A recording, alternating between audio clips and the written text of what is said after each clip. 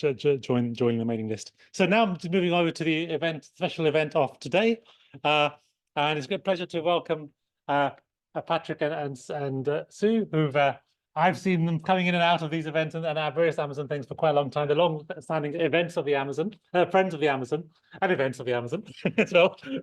And they've worked in the Xingu and other areas of Brazil for over 40 years as a photojournalist and as a journalist. And in particular, in 2007, they did I'm sure we'll hear about this, an expedition of the length of the Xingu, the huge tributary of the Amazon, through the Xingu Indigenous Reserve that we'll hear about today. And they've been long-standing friends of the indigenous communities of the Xingu in particular, and founded this charity that supports a lot of activities and community-based activities there we'll hear about. So thank you for joining us. Thank you for having us. I'm a bit nervous about your sword there, so I'll get out of the way. Sit down. I'll show you all about it in a minute. Anyway, good afternoon. Thank you so much for coming on this lovely Friday afternoon. You know, you're supposed to be nearly on holiday, so I'm really pleased that you're here, because so will all the indigenous peoples that are following what I'm doing closely. Well, I don't know how many of you have been to the Amazon, or you know how deeply you've been into Brazil, but we're Tribes Alive. We're a very small charity that work with indigenous peoples and have done for the last 20 years.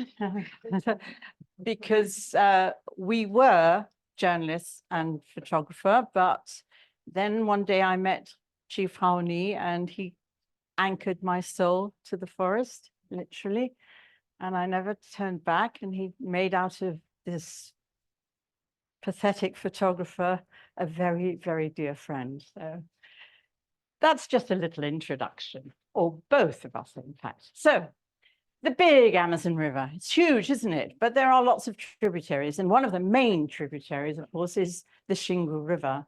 We're talking about an area the size of Great Britain, which lies in that little pocket. Oh, thank you. In that little pocket.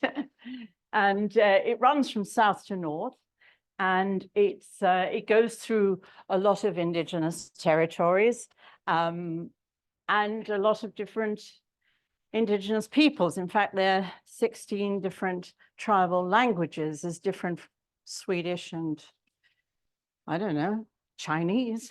So it's really difficult sometimes to understand. You go from one village to the next and you think, just a minute, they sound totally different. And you've got to start all over again. So we took our little boat. Admittedly, we did get an award from the Royal Geographical Society, blah, blah, blah. And so we were able to pay for the boat, but nothing else. So we then navigated. It's 2,500 kilometers long. We're not talking the Thames here. And along the way, you go through all different types of biomes. And the first section really is the Cerrado. It's quite scrubby and doesn't look very pretty, but it's the most amazing place and has the most amazing fruits and flowers and scents, and it's rich. And that was a piqué flower, which I love. And then you go through a transition forest, because you can't suddenly go into the Amazon. And then eventually you do get to the tall trees where everything's very dark underneath the canopy. And really the only flowers that you get to see would be from the top, if you're on a hill. This is actually a hill in the Carajás project. I don't know if you know that, the iron ore project. And Carajás, I took this picture in 1987, and where I'm standing is no more. It's a mountain of iron ore that's disappeared. So that view is no more either. It's unique. What? Yeah, you're probably driving it exactly in your cars, or have done in the past. Anyway, so as I said, the flowers are usually on top because, you know, that's where they get the sunlight. Underneath, it's very dark, full of roots you can trip over. Fun, but they're also people, and they're beautiful people, don't you think?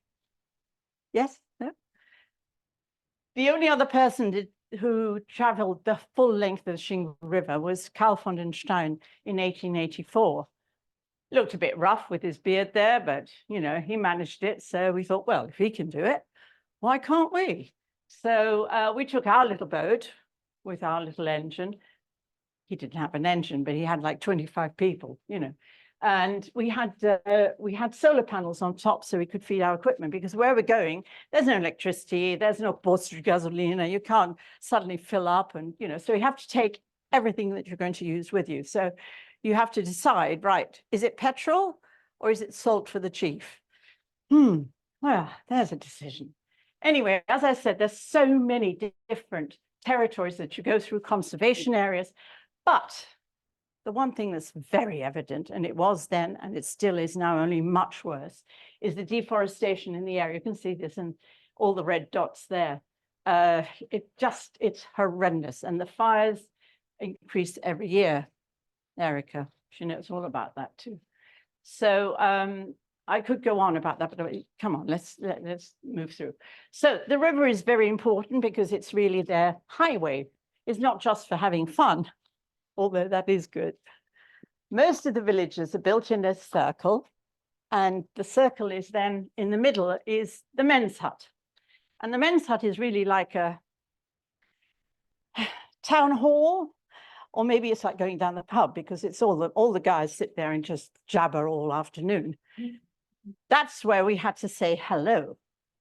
So when you are confronted by people who don't know your language, all painted in Junipapo and some with Uruku, and they've got these, which they love, and they go and say, why are you here? What are you doing here? What have you come to give us? And they don't mean in presents. Their gift is something else. It's very spiritual.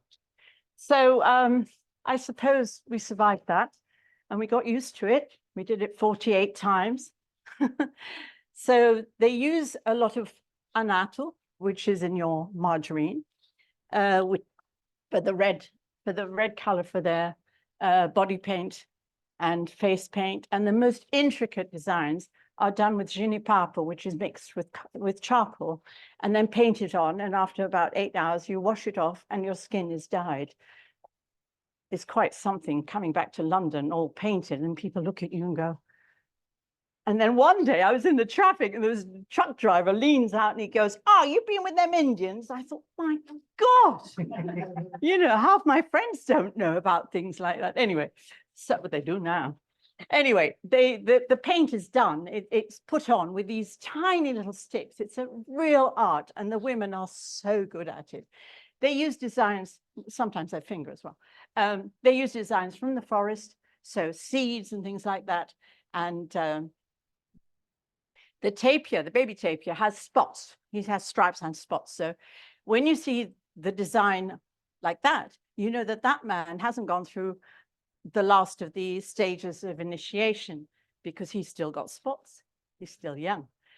So as I said, the women are fantastic. Some of them, they start off with their traditional designs, but then they sort of branch out and do some amazing designs, and steal designs from us, like flags and things. You'll see that later.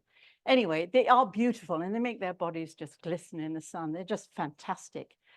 And that spirituality is in everything that they do. The beauty of what, you know, when they paint a face of a child, the child is like, Zen. And, you know, whether they're using junipapo or urukum, they can also use colored stones, which they grind up, and then they paint their pots, which they make themselves out of local clay. And then they cover it in a resin from a tree, which makes it waterproof. Perfect. You know, who needs a supermarket? Do come in. You've only missed half of it. Anyway, so this is a Kamayura, and he made a bench. In the Alto Xingu, all the villages have their own little benches, which they make themselves out of wood, and often they paint it with their own designs. So, and they actually do sell it in in artisanal fairs, artifact fairs. Come on, Paddy, help me. You know, I'm no good at speaking English. Anyway, so if you look at this stylized, think a little. This is for the festa, this is for the celebration of the hummingbird. So if you look at it like that, there's the body, the tail, and the legs. Not bad, eh? They have a different way of looking at things. So this, on the other hand, you can see is a jaguar. And why? Because he had to grapple in self-defense. So he earned the right to wear the claws of the jaguar around his neck and use the face paint on certain celebration days. So the body paint is not just an identity. You can tell sometimes which village or which area they come from or which tribe. But to them, it's protection. They wouldn't dream of going into the forest without some form of body paint. They wouldn't dream without asking the spirits of the forest to protect them. And so it doesn't matter what he's wearing or, you know, what he looks like. Underneath, he's got the body paint. It's there and it lasts for 3 weeks. So he can go on a hunting expedition quite easily. So these little points here are all the different villages, you know, and as I said, we went to 48 villages and very, very different one from another. Excuse me. Every village has its own culture. Some of them overlap slightly, like the whole area of the first bit, which is the Alto Xingu. A lot of the indigenous people speak various languages from their neighboring tribes. So it's really interesting to see how they've used and combined, and it's always the women. They're clever, aren't they? Not like the men, they're a bit gung-ho. Anyway, but they do love to paint and celebrate with feathers and dancing and beautiful body paint. And the girls join in, of course. And some of the celebrations, they have incredible masks, which usually are made by the women again. And sometimes they don't wear much at all. So when Afukaka, Bikuru, came across the central area where I was just coming out of the men's hut thinking, oh, survived that one. He was coming towards me with his bike. I didn't know who he was. He got off the bike, naked, obviously, and he said, "What are you?" So I gave it, where did you look when you gave me your hand? Do it again. Where did you look? No, where did you look the first time? You looked here. Yeah, but here is in line with here. And if I've got no clothes on, you're going to go, oh, aren't you? Maybe? Yes, exactly. Well, I did, but only the first time, because then I thought, we're going to be on this trip for 6 months. What am I going to do? So I thought, what am I going to do? I've got to get used to this because I can't go around for 6 months, you know, like this and not look down. I mean, but it's amazing how you get used to it because there's no malice in their nudity. It's just beauty. Beauty, whether you're old and wrinkled or fat or thin or pregnant or God knows what. It's just beauty. And you get used to it because it's so infectious. So in one of the celebrations that I don't know why, it must be season for celebrations because we went to so many en route. And these two girls had just come out of seclusion. Now, seclusion, they don't see the sun because they're learning intensely, a bit like you at university. You know, you don't get out in the sun because you're, but they are, you know, very pale skinned underneath all that lovely brownness when they're dancing out in the sun. But these two girls have spent at least a year in a seclusion where the shaman comes, the elders come, the midwife comes, the woman who knows all about herbs and medicines and artifacts and designs. So they couldn't possibly learn everything they need to learn while they're doing their daily life in the village. So they go into seclusion for a time. And eventually they come out looking a bit pale. But dancing is everywhere. It doesn't matter which village, which ethnic group, which part of Brazil you're in, dancing is absolutely central to everything. It's not for nothing that we have the samba, right? So even when somebody has just died, I mean, when we go to a celebrant, when we go, unless we're going to a wake, of course, but if we go to a funeral, it's a very solemn affair. I'm not saying they're not sad because they are. They're deeply saddened by the loss of life. But there's a celebration of the life of the person that died. And the children join in, and the women join in. There's a man buried here. He was a very important chief. So all these people are celebrating his life. And they sometimes invite people from all other villages. And it's a big event, and it goes on for days and days and days, and full of ritual. I can't go in through every bit. Sorry, it's called the Kwarup. Thank you. And of course, here they're laughing. How can they be laughing at a funeral? Because this is a dance, and they are remembering when the chief fell off a canoe into the water. And that was hilarious. So they, of course, all laughed about it, which is lovely. It's lovely, I think. They adapt to, you know, I mean, somebody gave them some bells, so they put them on their bells. Lovely. Now, young men, you love to show off, don't you? So I wonder how you would show off in one of these celebrations. To show your strength, you're scarred with the teeth of the dogfish. And they're like little paper cuts, and it hurts like hell. Sorry, it hurts a lot. And yes, that's the dog. They're good to eat as well, so nothing gets wasted. As I said before, they love color.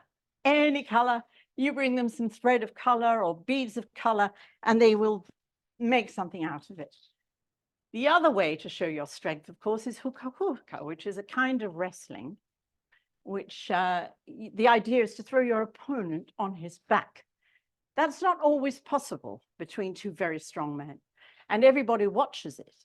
And they can be locked in this position like two jaguars, you know, for about 10, 15 minutes. It's absolutely extraordinary. And so whoops. So sometimes they just part, and there's no winner, there's no loser. They just walk each to their own position around the village, and they're hailed as a hero because they're strong. They didn't lose to the opponent, but they also didn't win. It doesn't matter. And that's a different way of looking at things. We always want to go for the winner, and who came first, and no, it's not always like that. Now, water, we can't live without it, can we? Water is the most important thing we could possibly need in life.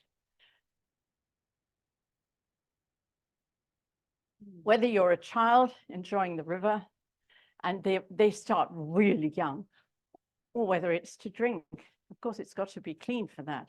And at the moment, over the last few years, the pollution that runs into the Xingu River can get so bad at some places that they can't even see the fish, so they can't even hunt with a bow and arrow anymore. They practically fish blind. So they'll find a place where they think the fish are. Of course, they know the currents and stuff, and they'll just throw in a hook and line. But of course, a hook and line, they have to purchase. It's not like before when they could make a bow and arrow and do it themselves. We realized how dry the borders of the Xingu is, unfortunately. And I took this one very early morning where 3 generations of women, his grandmother, mother, and daughter, were taking water from a small igarapé, which is a small tributary of the river, where the water was still clean, because there's no mining upriver, there's nothing. So they were able to drink that water. You'd be hard pushed to find one now.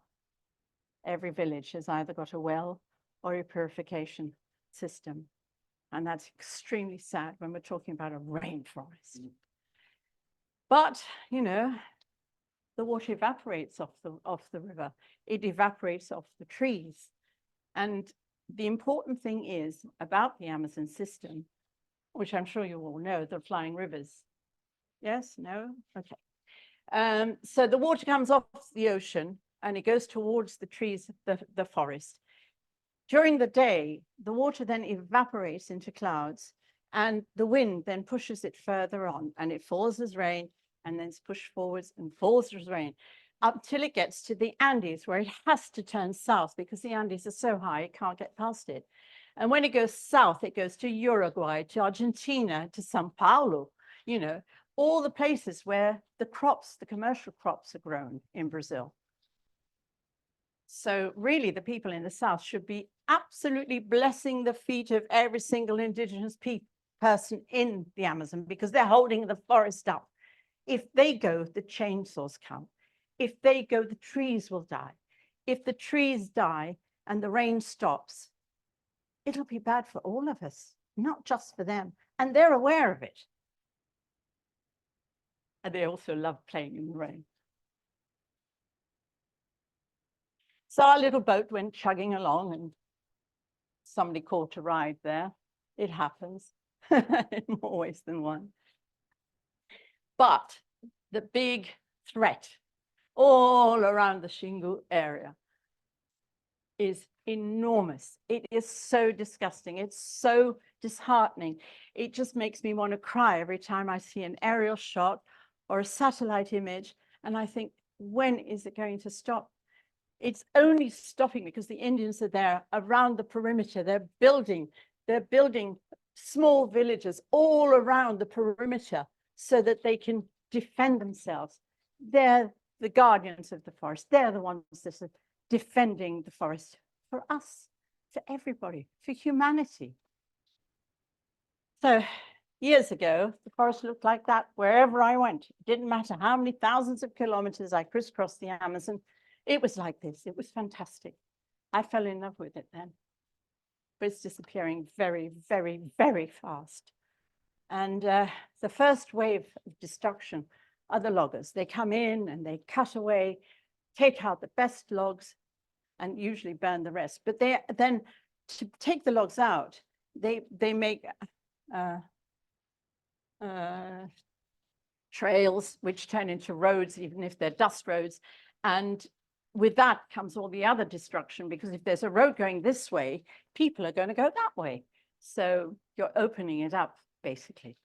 So although since that man's gone and Lula's taken over, he has tried with the military police, with the federal police, and with Ibama, and he's tried very hard to make things happen. Marina Silva's been amazing, the minister, but it's not enough. It's a drop in the ocean when what's needed. Last night, somebody sent me a map, and I was in tears. I said, I can't even do the talk tomorrow. I don't know what I'm going to say. It was so shocking. And if you have a look at recent maps of the Amazon, see the destruction, zoom in. Well, maybe not. Do it after the holidays, because you'll just cry. Even at the mouth of the Xingu, when it goes into the Amazon after Altamira, Porto de Mós, right on the big Amazon River, that we saw rafts of illegal logs coming out of the Xingu area. It's still going on. So the second wave, sorry, I got carried away there. The second wave, of course, are the fires. They set fire to the rest of the forest because it's uninteresting. They can get a bigger loan if the forest is destroyed. They can go to the bank and say, I want. Oh, but you've got, scrub land. And no, I'll burn it all. I'll burn it all. Okay, well, then you get a bigger loan. So some of these fires are so intense and so horrendous, and they're set indiscriminately. So you've got winds coming from all sorts of directions, and ends up going really close to the villages, which is so dangerous. I mean, Erica in her area, and we're supporting as Tribes Alive. One of our projects is the firefighters, the Brigadistas do Xingu, and they're training and they're getting equipment, because the first pictures I had of them doing this, they were in flip-flops with a palm leaf going like this, with fires that are 10 kilometers long coming towards you at an incredible speed. I mean, it was just shocking. And I thought, no, we got to do something. Sorry, am I putting everyone off? So after the fires, you get scrubland, grass, not very good, but good enough for cattle. And of course, where there's cattle laundering, as we know with JBS, one of the biggest meat packing companies. I don't want to go into every detail, but if there's something that you want to ask me afterwards, you can. When we were in the Kayapo region, we took two friends of ours, Krut and Tumbere, they're chiefs from Aukli. And I said, well, you know, if you want to see what's really going on your land, and come up with us and we'll fly over. And when we did, they were absolutely shocked with what they saw. Remember, this was in 2007. So whenever there's a road, that's when it starts, the deforestation starts. And of course, some little man who deforests a little bit, he can sell it to someone who's got more money, and that person will then buy the next plot and the next plot. I just call this image, sorry? Finger of progress. Yeah, well, I usually use stronger language than that. The finger of progress, sort of eking its way, you know, the voracity of economic greed, just sort of eating away at their forest at every opportunity from every angle. So, you know, sometimes it looks rather geometric and beautiful, but in fact, the true story of it is that this dry land is only good for one thing, for putting pesticides on, herbicides on, polluting the water system, and growing soya. This was once a forest. There's the only last tree remained to say, hey, I was a forest once. Horrible, absolutely horrible. And it's not the soya milk you have in your tea, so don't worry. So mining, of course, is the big no-no at the moment, because we're actually talking to lawyers who want to take on certain British companies who have interests. They've got gold mines right on the border of indigenous reserves and areas that are like 40 kilometers from a village. The water's polluted, it's disgusting. Wow. Anyway, so whether it's a big mine like this, Carajás open cast mine, or whether it's illegal gold mining, where individuals come and pan, but they've been put there with a plane. They've, you know, whoever owns the plane or the planes, we met a man who had 300 small planes. Imagine the destruction he can cause, you know, the havoc he can cause in the Amazon, and has done. Mercury is the big thing. That man kept pouring mercury out of his hand, and I said, oh, I didn't get that shot. Can you do it again, please? So he did it again and again. I said, oh, your wedding ring's melting. He said, doesn't matter, they'll do me another one next week. You know, you can't argue, can you? He was the State Secretary for the Environment. Hondonia. You're laughing, Erica. You're the only one laughing. You're saying, how did you survive? Yes, well, that's another story. Anyway, so I was with my kids. They were little at the time. Anyway, no, never mind. So they use high-powered hoses and tools, and it's big business. So when they come illegally, they come under the radar with small planes, small pistas. You know, they open a very small landing strip. And of course, those landing strips are often used for drug trafficking as well. So, you know, they could really clean up. I mean, the authorities, never mind. When you fly over, you can see the pollution. It's so obvious. It's just there. And people have to drink that water, or not, as the case may be. And the violence, there's so much violence, not just against women, but against each other. They try to divide tribes. They try to bribe some young guy and say, look, I'll just go into your forest and do a little bit here. Oh, I'll give you, you know, a pair of sneakers or something. And of course, some, you know, 10-year-old's going to go, oh, that sounds good. And then he tries to convince his parents. And then the divisions in some of the tribes is so pitiful. And then you go back a few years later and the whole system's destroyed. But luckily, there are elders or even young elders who have taken over now and who say, right, that's it, finished. You want to live that life, go to town. You're not welcome here anymore. And they're expelled from the tribe and they start again. And they start with the people that want to keep it good. Thank God. So there's sort of people that we try to support. The defenders. So they do use our technology, but they choose what they want to use. I mean, this solar panel is, you know, look at them. They're all body painted, these young kids. but that's used for the pharmacy to keep the fridge with medicines and things in. Perfect. Who needs electricity? Now, there's one place in the middle of the Alto Xingu where doctors come every year for a month or two, and you do little surgical procedures, shall we say. And you know, so everybody knows, and they all come to Porto Leonardo to try and get seen by a doctor or a dentist or something. So when I saw these two kids looking in, I thought, my God, what are they watching? This is going to be really gruesome. I don't know how I'm going to handle this.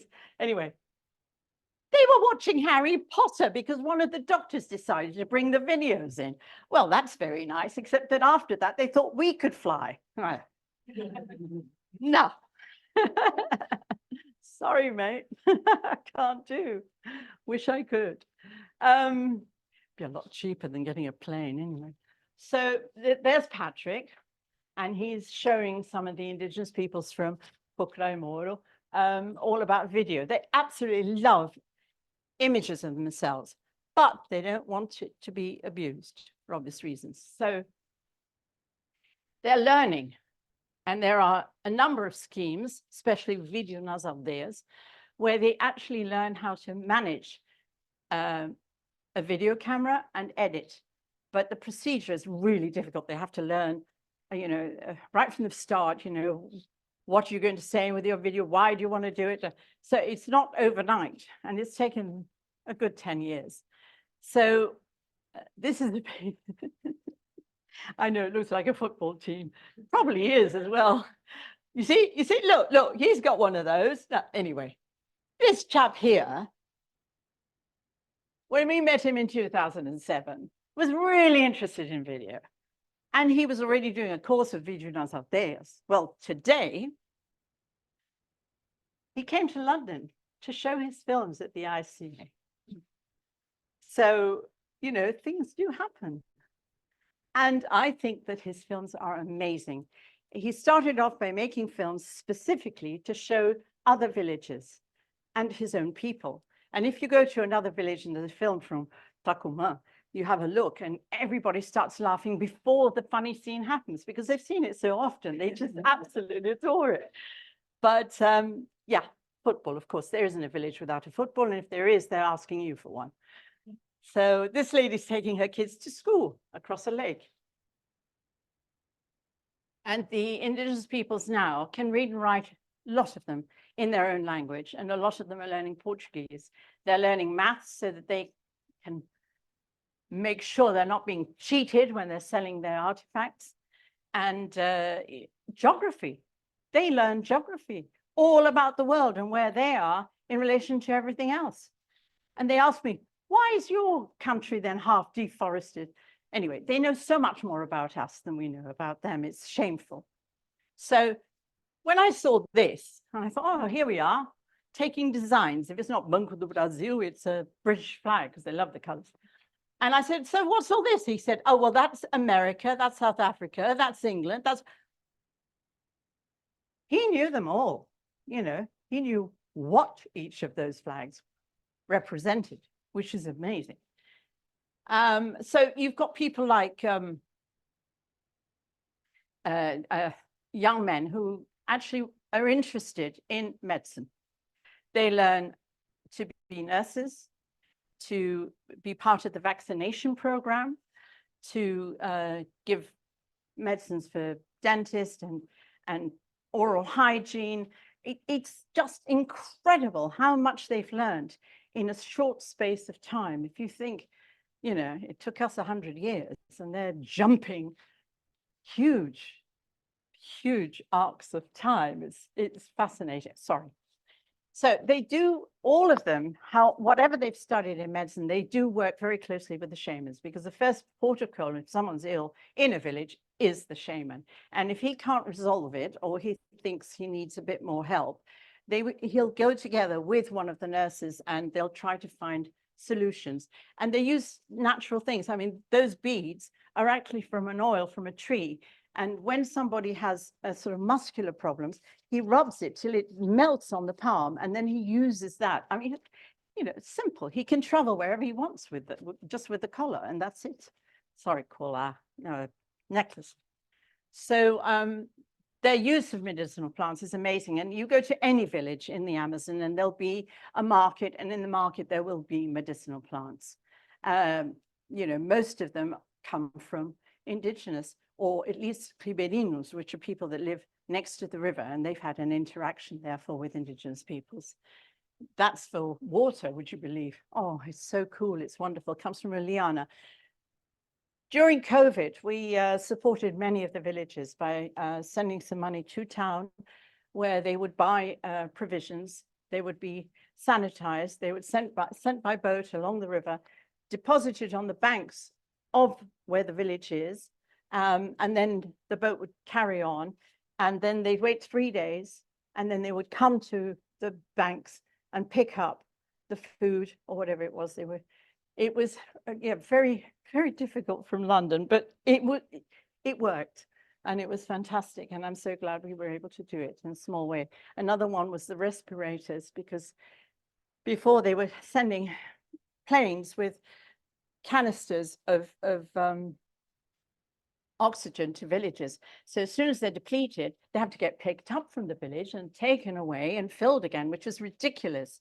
And then we found out about these oxygenators, which are only about that big, which basically takes, you know, just leaves the oxygen out of the air into, oh, sorry, what am I saying? Thank you. Leaves the oxygen. So it was fantastic because it saved so many lives, and we managed to get it to 50 different villages, which was brilliant, I think. With the help of Amazon Watch. The slide before had poison for arrows. This one here looks pretty evil, doesn't it? The color. And that is glue, which honestly, you glue something with that, you're not going to unglue it again. And then they use all sorts of things. This is breu, which is used to purify a hut, or if there's been sickness or something, but it smells so delicious that there are perfume companies that are really, really mad for it. And so the Indians then harvest it. I mean, look, even the ants like it, for goodness sake. So I keep talking about the women because really they're the heart of everything. They just get on with it. They don't talk about it, they do. So every morning they meet together, they get the manioc and they scrape the skin off the manioc roots and they make a manioc flour. The best is actually poisonous, so they have to wash it and wash it and wash it. It's only poisonous for humans because that little parrot is having a nice old little peck at it. They make a flour, sometimes they roast it, other times they make the most amazing bijou. So food, the staple food really is bijou, and it's not that little bijou you get in a hotel. This is the real thing. And the pans that they make them out of the same argila, what? Clay, thank you. The same clay like the pots, so you know they can withstand a lot of heat. And maize, every color of maize, just like in the Andes. It's amazing. And I think there was years ago, there's an anthropologist here who maybe can help. There must have been some interchange because it's the only place where you can get every color. Piranha, of course, all over the place. You can always catch a piranha for dinner. They're not the best to eat. Besides, those teeth, they can take off a finger just like that. So, but pacu is very nice, and there are lots of, and oh yes, tucunaré, my favorite. So Takumi, this lovely boy, he brought dinner, which was half a bijou, no, a whole bijou, but folded over with half a tucunaré. And Patty said, it's never enough. Anyway, the kids know where the fruits are. They know when things are ripe. They'll go out and catch things or bring stuff back. Did you know that the cashew nut comes from a cashew fruit? You did? Oh, good. Well, not everybody does. Anyway, that's why those little nuts are so expensive, because they actually come in a big fruit and you have to take the fruit away. And actually, you can make a juice, but it doesn't travel well. Guaraná, which is in all your energy drinks that you love so much. Have a look. It says guaraná. That's that stuff. And some of the protein comes not from wild monkey and boar, but from rubs, which are in abundance along the trail. if you go out from a village, you'll always see different types of vegetation with different types of fruits and vegetables and seeds, and you know, whether it's to make a necklace, whether it's to eat, whether it's to cook, whether it's for medicine. So there's always this abundance of biodiversity, and also for making their own houses. So they use a specific tree which bends when it's dry. They don't need a hammer, they don't need nails, they can be perfectly happy making their own things. They use a bark and twine it round, and that holds, and it can load for a long time. Look at the load on that, and look how beautiful, and the design again, always the designs, wonderful. Oh, some of you have slept in a hammock, I can tell, yes. It's like a big hug, isn't it? Well, there we are. He's sleeping peacefully, and they love honey. And there's another project where they're actually making pots of honey to export to other areas around Brazil. Mel dos Índios do Xingu. Bom, né? Very good for sore throats. Anyway, so the designs and the smiles are everywhere, always. So another project we were involved with was licensing some of the designs from this particular tribe of Kayapo, and the women had me running around getting coffee for them all the time.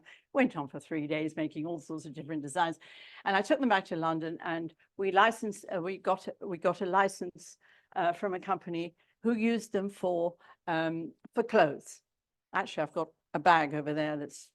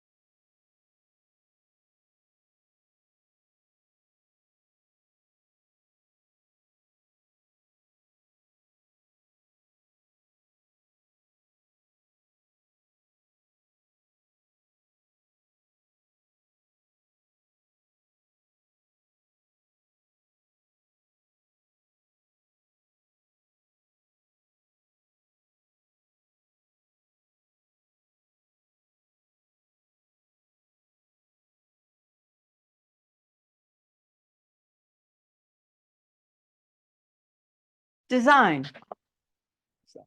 Oil, rainforest oil. Oh, yes, babasu oil. So another company, actually here from Oxfordshire, they bought 300 kilos, 300 liters of oil from another indigenous village in the Kayapo, and they make the best babasu oil. All the other indigenous groups want to buy from them because it's the best. Yes, I know, I haven't got any at the moment, it shows, but you know, I'm going back and I'll bring back a liter. So, that was also a project that went for a while and then it stopped because it was organic oil, and then the gold miners polluted the waters, so they lost their organic certification. Yeah. Why don't you take some questions? What comes next? I don't know, because it's the Crushed. no, we ran out of juice because it wasn't properly plugged in. Oh, Take good some Lord. questions. Any questions? Yes. Well, thank you for that. I've been so far, so we get a bit more. One of the challenges, I think you hinted a bit of this, one of the challenges of any indigenous groups, however well organized they are, is like this onslaught of the outside world, and how that challenges the social structures, and how have your time there, how have you found how these groups have met with those challenges? And If there is a strong cacique, and he's got to be strong, he can control that. He can also expel people against the will of the mother. You know, you want to live like that? There's the door. Go. Bye-bye. But don't come back. We don't want your pollution, soul and mind, here in the village. And, you know, I've seen indigenous peoples where the kid has come back crawling, pleading, please, you know, people were mean to me. They beat me up. They wouldn't give me a job. I've got no money. I haven't eaten for weeks. Look at me. I'm all skinny. All right. Well, you can start by building a house there. You can do this there. So, yes, if the cacique is strong, but it can cause division. And the minute too much money comes into a village, it's a no-no. Unless you've actually found a way of giving every single person their share, forget it. Now, times 250, times 400, it can be complicated. And there's always it's hard. It's hard for them. It's extremely hard for me to see because I'm an outsider. I can't sort of say, oh, you know, what you're doing is wrong. They can always point to you and say, well, your shoes are better than mine. You know, you can say, well, when I leave, I'll leave them for you, you know. Of course, during the trip, it was easy because I'd say, oh, what am I going to wear for the rest of the trip? You know, you've seen that my boat's empty. I've got nothing else to, you know. So you can joke about it. You can get a message across, but you'll have to repeat it again and again and again. And they repeat it amongst themselves too. And it's a really hard thing. It's really hard. Because more and more they've got, some of them got internet, some of them come back with stories from town. Music is one of the things, you know, they're on their mobile phones or something, and then all the village can hear the music and, oh, well, I want that too. And, oh, Can I come in? And who are we to say no? Sorry. Yeah, I mean, I think that there are a lot of issues. There are things that they've taken on board that are really brilliant, that reinforce their cultures, like video. The use of video has been amazingly strong for their cultures. But coming in with highly processed foods, sugary, fatty foods, there's a huge problem with diabetes, with heart disease, suffering the bad side of our health that we have here. So it's by no means all good by any means. It's a difficult issue. But they are very resourceful, they're very adaptable, and they're pretty good. Nobody's perfect, but they're pretty good at, as Sue was saying, selecting the things that are useful for them, the things that make their lives better, and mostly the things that don't undermine their own culture. It's not a perfect situation, but people used to say to me 20, 30, 40 years ago, well, you know, how long are these cultures going to survive? And 40 years ago, I probably would have said, yeah, 10, 20 years. But then 40 years on, they're still there. They are still very strong cultures. Not perfect, but, you know, it's better than it might have been. They're fighting to keep their land. Sorry. We're getting there. So, yes. Yeah, is there a new generation of shamans and training, or is that getting lost? A lot of it's getting lost. I won't lie to you, as they say. But there are people in training. There certainly are. And another project that we're involved in is in medicinal plants and nursery, because during COVID, they realized that some of the plants that they were using would save lives, basically, because some of the I don't know, the ingredients would help them to breathe. And so I was talking to one guy and he said, well, my uncle's a shaman. He knows all about this plant, but we can't get it anymore because where we used to get it is exactly where they've burnt the area. You despair. So I went with him and he said, look, maybe I said, can you maybe find a seedling somewhere? He said, maybe I can find a seedling. I said, well, find a seedling and let me know. So of course, we went back to London and I found a seedling. So I said, right, how about if we brought these seedlings, not just that plant, but others, to the village where you can control it. you know, and he said, well, we'd have to cover it because there's no natural cover. So we'd have to, you know, this, that. So it turned into a project basically, and it's going. It's slowly, but it's going. They've got, I think, 5 or 6 medicinal plants already. And the idea is that the shamans will then take, when it's propagated, you know, give it 4 years, I would say, they'll be able to take this up and down the river to other villages so that they can use the same plants. So it's not lost. Does that answer? Yes, yes, great. I mean, I have connections in Ecuador and fabulous project Banco de Semillas. Yeah. Which likewise having during COVID, same thing, they discovered that they actually had useful plants. So actually a program of collecting and growing these things intentionally instead of just looking for them in the forest. It's a very new thing.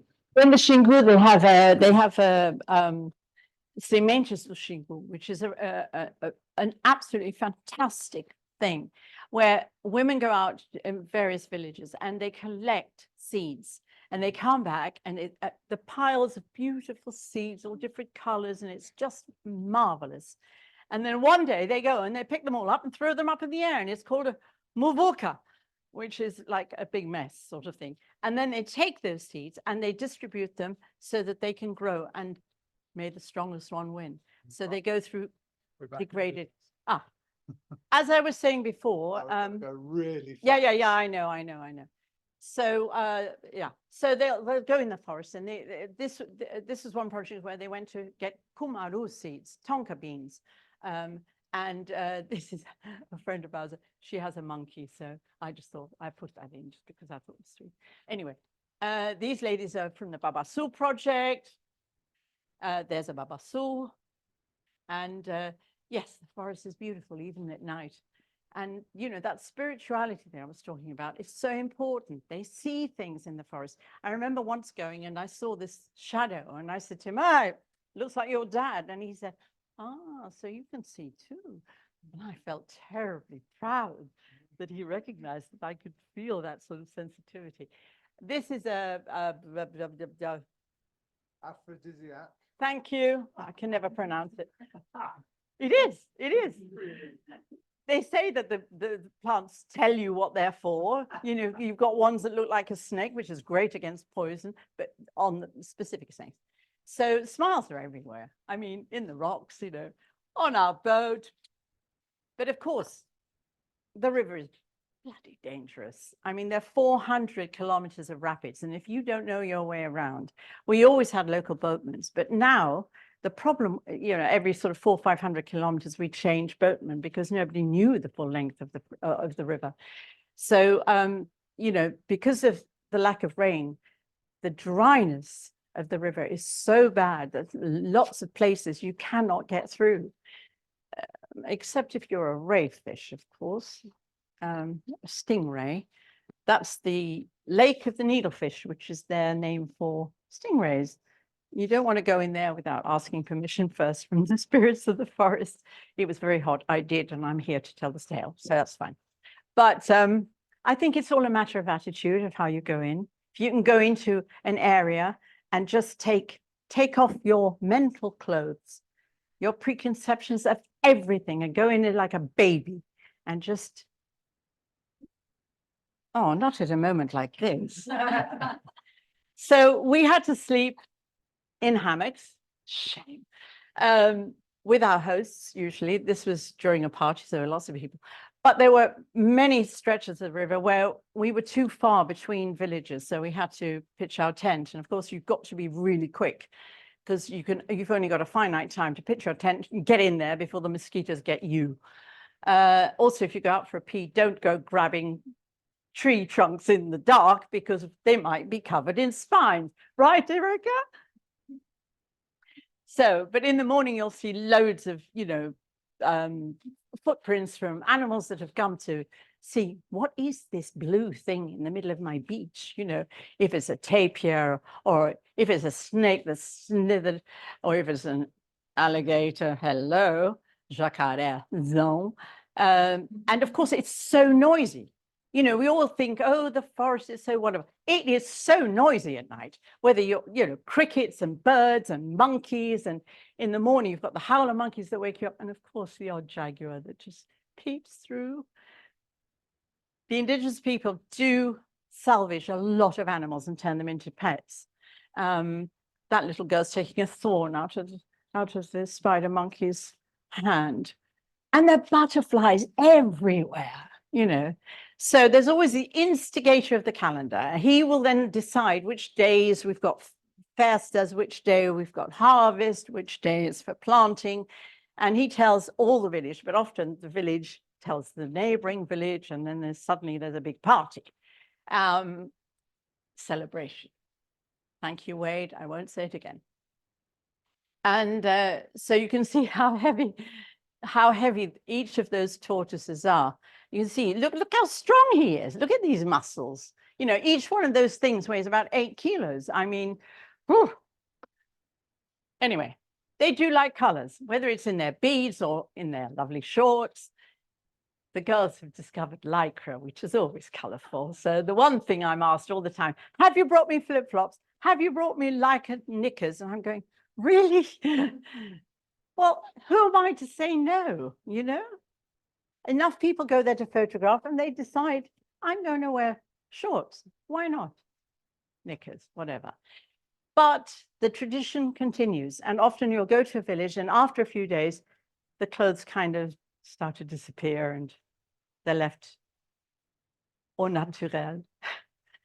But these ladies make their own, they grow their own cotton and they make their own kangas, really, because they use them as skirts, protection against the sun, carrying babies, whatever. But the reason I put that picture in is because they respect the elders. They think every wrinkle tells a story. So when I go there, I'm very happy. So I think, oh, they respect me because I'm old. Anyway, this young man remembers when he was first contacted near Altamira. He's an Arara. And it was pretty horrendous.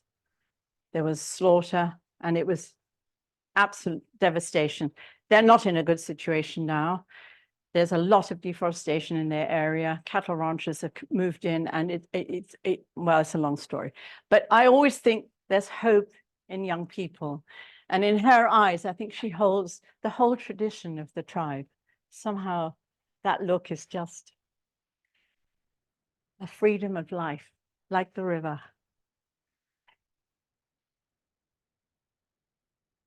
Sorry, you stopped. So the river is beautiful, but even that had incredible negative clouds over it. This is the area where the Belo Monte Dam was built, unfortunately. I mean, there are areas of archaeological interest. You know, we fought tooth and nail with indigenous peoples when it first started. They're so against any kind of infrastructure because they know the meaning of it. You know, even a road, they just say, please just stop. So they get together, they want to send a message out to us. Please stop them, please stop them. I mean, the Belo Monte Dam, even Sting tried to give his support at the time, you know, and it worked for a few years, and this, you know, the Kayapo women, I love them because they are strong and they don't give a damn. They'll just go and fight. And the men will follow. No matter what tribe, no matter what shape or size, they will fight. And they will fight to secure their land. Marco temporal, no. So, and the other thing, of course, is Raoni. He's the big spokesperson. He's a chief of the Metuktire, and he was there in all sorts of places. Rio +20, you know, the violence breaks out all over the place. There are clashes between police. The indigenous people went to Brasilia. There's Raoni talking to a senator in, you know, in his office. He'll go to the ATL, which is the Acampamento Terra Livre, which is the free land camp, which happens every year. And more indigenous peoples are present And more women are present at these events, which is fantastic. Raoni went to Paris, he received the Equator Prize. You know, he's everywhere. He came to Parliament, he spoke to parliamentarians here to say, please do something about the companies that are involved with destroying the Amazon forest. He speaks on television in Brazil. He spoke at Channel 4 here. You know, he's done lots of things. And last year he had the most amazing chamado. He called indigenous peoples to come to his village and to join forces. And it was very timely because you've got Joenia here, who's the head of FUNAI, you know, Célia Chacriapá, she's a deputada. You got Sonia Guarajara, who's the Minister for Indigenous Affairs. You got Juma Shipaya. Davi Yanomami, he's not a woman, but boy, he's fantastic. He's such a shaman. And Raoni holding everybody's hand together, saying, yes, there were thousands of indigenous people and only a handful of brancos, white people like us. But I was so honored to be there. I really was. So that's why I put the picture into. Was in my sports. Anyway, so they had something called the Indigenous Games a few years ago, where indigenous peoples from all over the world came together. So they were able to discuss things. And last year, Raoni was in New York with Marina Silva and all sorts of other indigenous peoples. And because they had Amazônia vem para os Estados Unidos, so there was a big display of pictures in Times Square, and there was a big show with Callions Brown and all sorts of other people in Central Park, and Raoni was there to voice again, please help us to stop this destruction. It's not just for you. It's not just for me, but it's for the whole world. So they came to London when we launched our book. They're all happy there. They've all got their picture in the book, of course. And we're stuck again. So really what I'm trying to say here is, you know, you're all blessed. You've got knowledge. You're here because you've reached here. Now I'm telling you to reach forward with all your strength and might and your knowledge and make a difference in this world. Make this a better world. Thank you.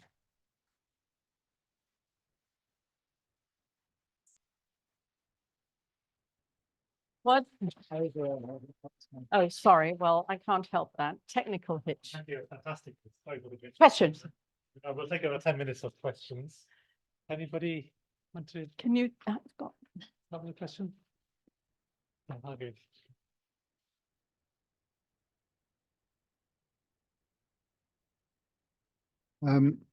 Thank you. That was amazing.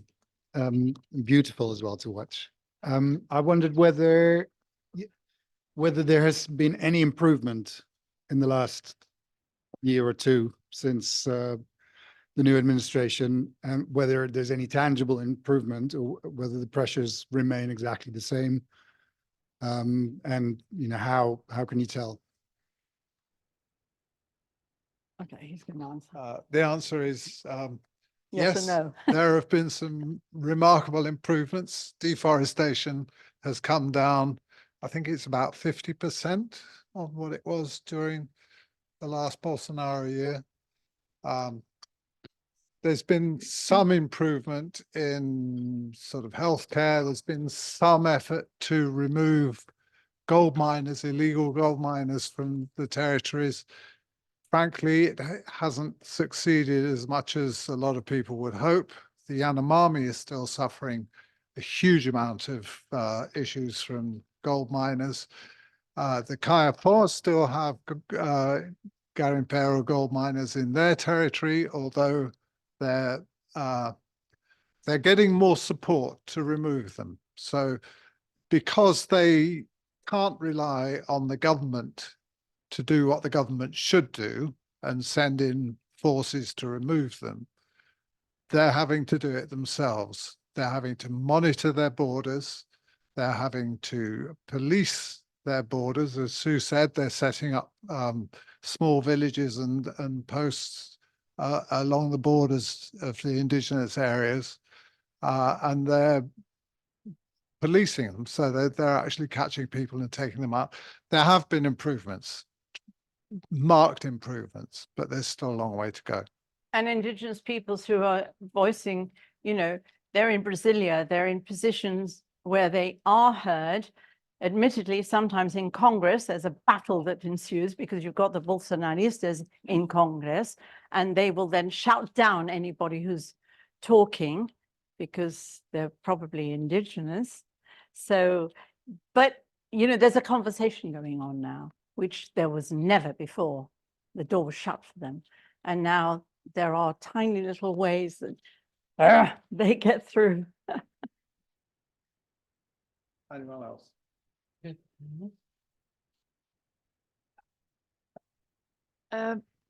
You mentioned quite light-heartedly when talking about the gentleman with the mercury and his wedding ring kind of melting, that, yeah, there were some situations, and that's another story. But I think it seems that there were some scary situations, and it's not necessarily the Indigenous people who sometimes on the Western world we think like, ooh, they're coming for you. Well, of course. Have you had Well, of actually course. really, I mean, really crazy situations? I didn't want to go into that because this is really about Sorry. them and not us. But, you know, I mean, of course, there were situations, never mind, you know, the difficulties of navigating on a river that's low with rocks in just below the surface. You can't see them because the sun shines off it. You need someone. But anyway, and you know, and creatures and broken ribs by falling down dry waterfalls, but also when we went to San Felix do Xingu, we had to stop off mainly because we were uploading pictures to BBC Brazil because they were running a whole thing, so people in Brazil could actually watch our progress. And we, in those days, it took 40 minutes per picture. So yes, a bit time. So while we were there, we had to eat, and there was only one place, and it was a sort of, you know, little place where you could just get a plate of food. And it was San Felix do Xingu, where loggers actually cross the river there, and then they go and are exported through Belém to Europe. So, and there's a so-called road. I took all those pictures out. Anyway, one night when we were eating on our little wobbly table, a truck pulled up with 15 guys. And one guy came out and started shouting at us and sort of saying, ah, bloody Americans, bleh, because I can get away with speaking Portuguese and best slang, swear like a trooper, but I can't hide him. You know, it doesn't work. And so it was a bit hairy because there were 15 of them. They were drunk, you know, it was payday. And then another time, one guy came, we were also sitting having something to eat because they were a sitting duck. And this guy came up and he just unbuttoned his shirt, and I thought, you know, what are you doing? And he kind of went like this. He said, so when are you leaving? Because we want you to leave now. And in his waistband was the holster of a gun.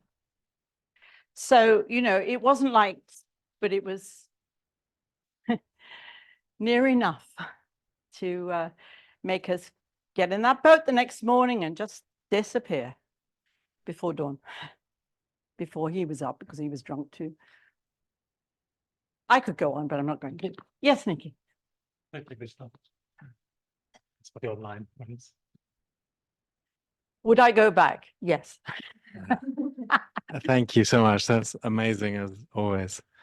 And I wondered about the commitments of finance to move directly into Indigenous leadership, commitments made at COP26. And I mean, how do you see are you seeing lessons from disbursement of finance to Indigenous peoples?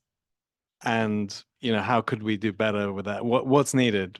Because you reflected on finance, you know, at a micro level coming in and the corrosive effect. But, you know, with the move to get more effective disbursement of finance, where do you see it? Them is the answer. And so where do you see, how do you see the big commitments of finance being able to be managed well? Yeah. So Big question. So before Bolsonaro, there was the Can you speak Amazon up? Because Fund. you're not- And the Amazon Fund was actually remarkably successful. It was a lot of it was from Norway and also Germany.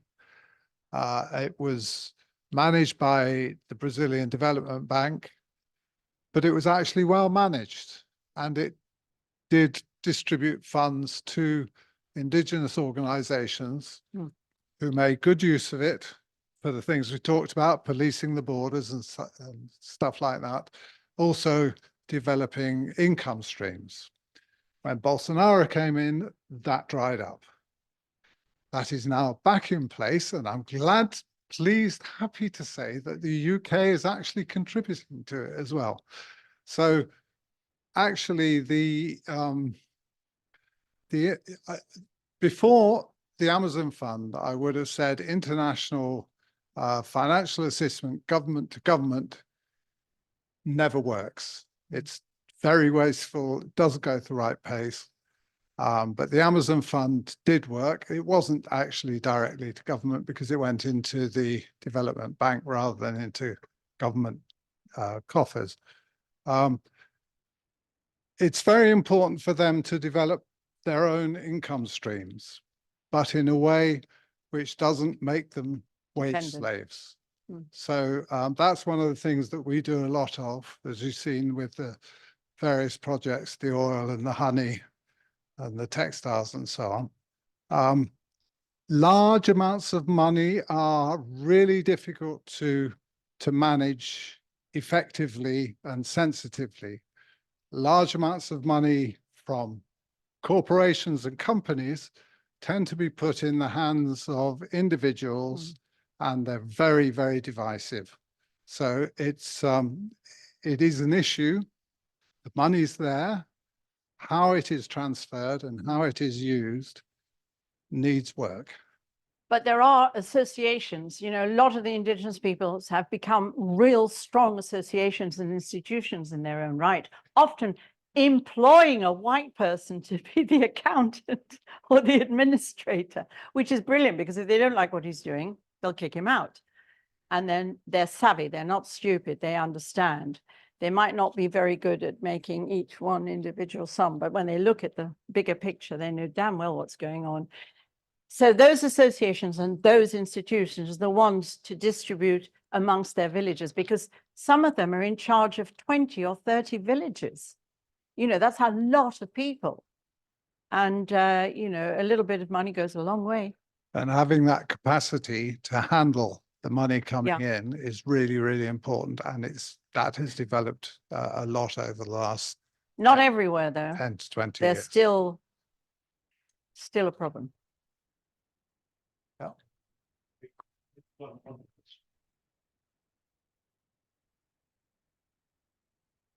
Hi. Yeah, thanks.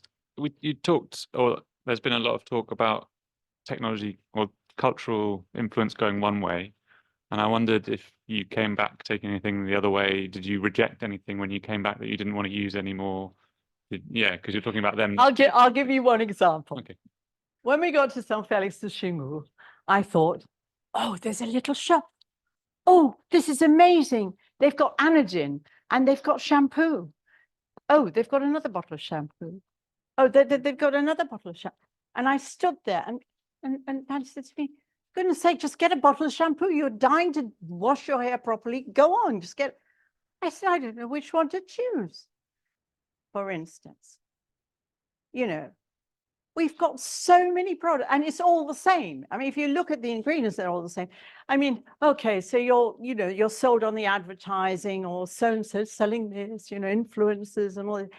But at the bottom line, we have such a huge choice. It seems to me such a waste. So yes, there are things that we rejected. And I mean, over the years, I've learned to change ways, you know.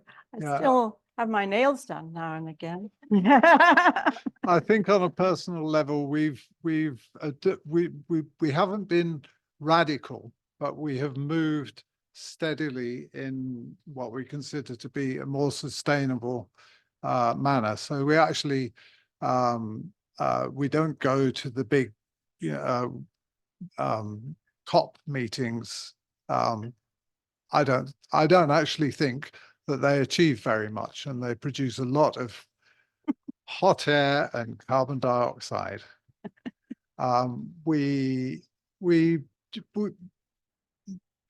Unfortunately, our son is a pilot, so we do still fly. Yeah, but the But other one we- is a musician, so.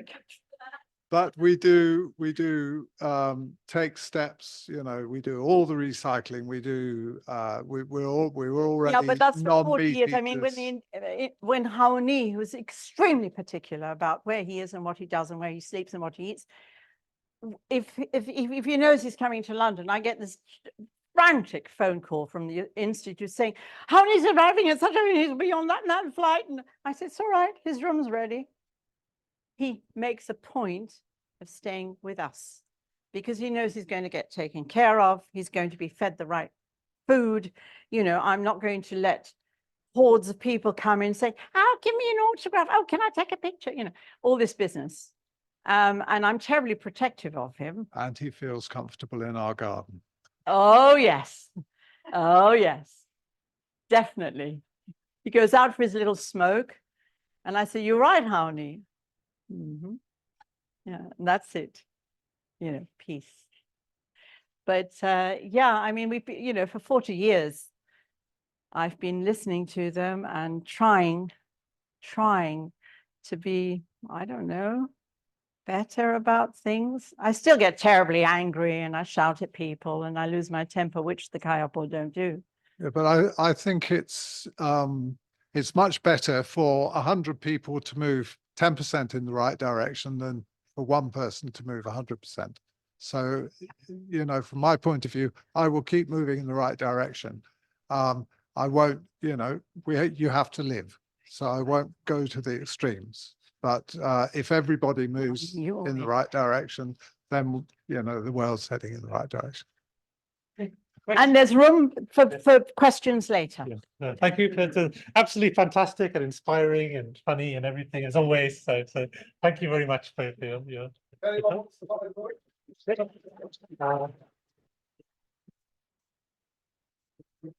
so there are books, some other goods from the Xingu there as well. So feel free to have a look. Drinks at the back, so feel free to linger and have a more informal conversation as well. Thank you.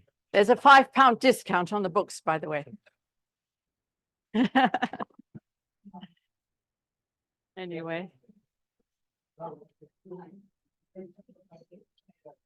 Thank you.